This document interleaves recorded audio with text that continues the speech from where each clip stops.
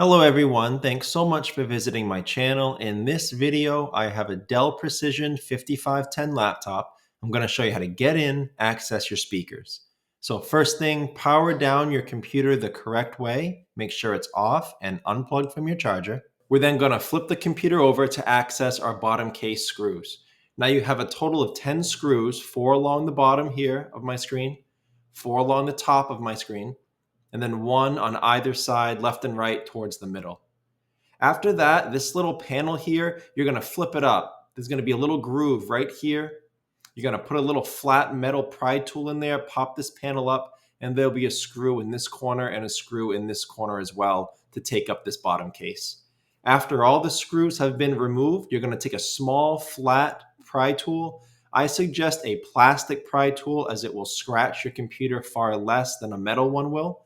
You're going to go across the seam of the bottom case and pry it up from the computer. It's probably best to start from the top corner of my screen here or here near your hinge covers. And if you get stuck at a certain area, leave it, go to the other side and continue in the other direction. Last thing to shout out about this, make sure you don't put the pry tool too far in. There are internal components near the edge. You could damage something. Just keep the pry tool right on the edge and slowly pop that bottom case up.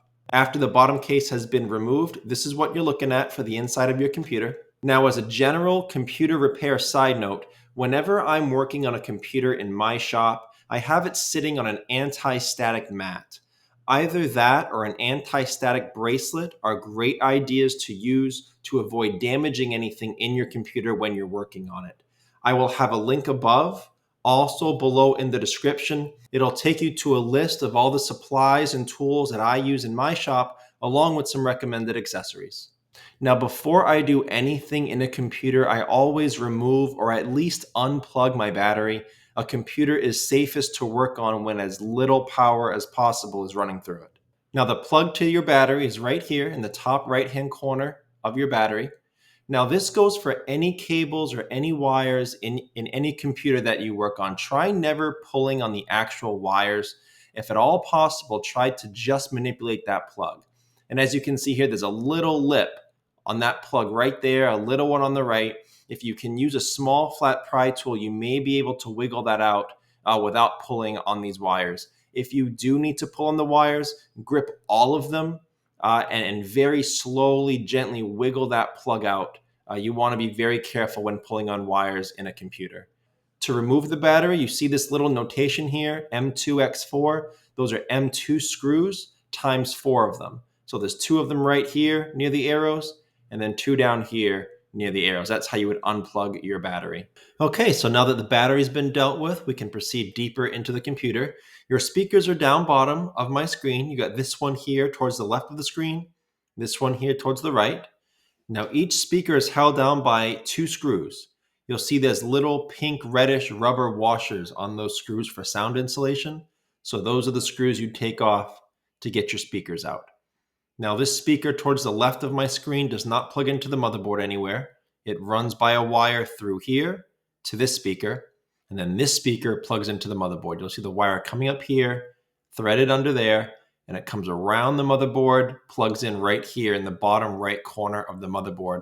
That plugs directly in 90 degree angle from the top of the motherboard. So to get that out, you would pull it directly up and out of that port. But again, keep in mind, these wires are even more fragile than the battery wires. So please don't pull on that wire.